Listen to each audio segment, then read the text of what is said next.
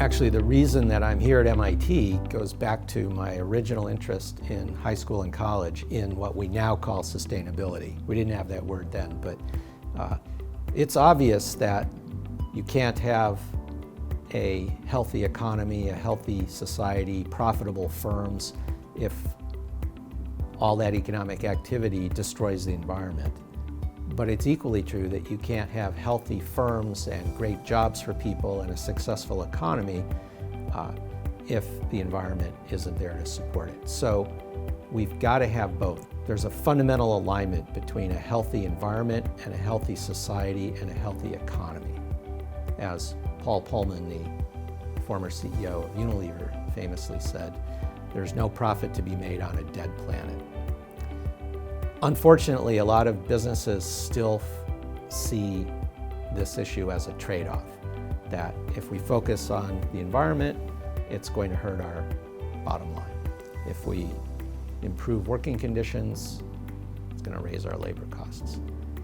That turns out not to be true in many, many cases. But how do you help people understand that fundamental alignment? That's where simulation models can play a big role. So in the climate area, we've developed in partnership with Climate Interactive, which is a nonprofit organization that was founded by MIT alums, some of my former students. We've developed a set of interactive climate policy simulation models. And what they do is they're grounded in the best available peer-reviewed science, constantly updated as the science evolves, but they allow you as a user to try any policies you want to try to bend the emissions curve down and limit global warming to no more than 2 degrees C above pre-industrial levels. And we're already more than 1 degree above those levels right now today. And the harms from that are readily apparent today to everybody. The wildfires, the droughts, the heat waves, the crop yield declines, the flooding, etc.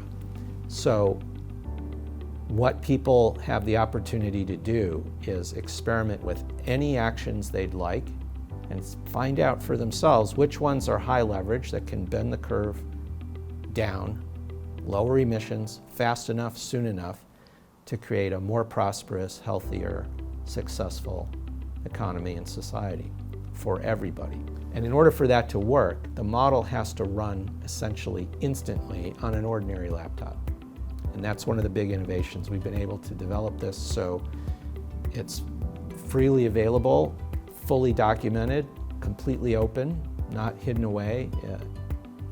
Everybody can look at every equation if they want to, and we encourage that. But you don't have to have a PhD in climate science to be able to use the model effectively. So we've used that simulation in an interactive workshop format with thousands of business leaders now and elected officials at all levels. In the US, for example, close to 40 senators, 100 members of the House, several members of President Biden's climate team and cabinet, governors, mayors, city councils at all levels, and people from both parties. We are rigorously nonpartisan. The climate issue is too important to have it be bound up in partisan bickering. And we've also brought it successfully in interactive workshops to over 1,000 senior business leaders, leaders in civil society, in education, and it's very popular with teachers and students all around the world. We've trained and certified now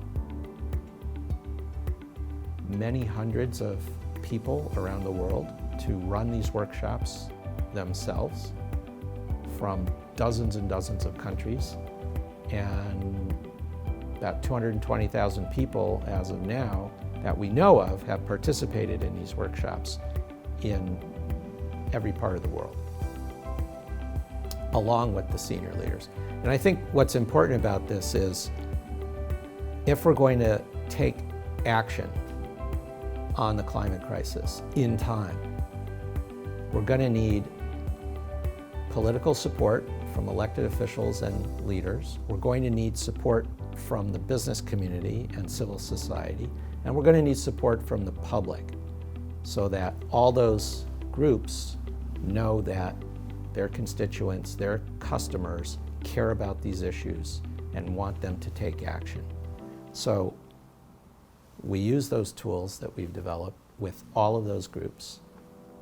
And what's fascinating about it is you can use the same interactive simulation with a governor, a senator, member of parliament from India, as you do with high school students.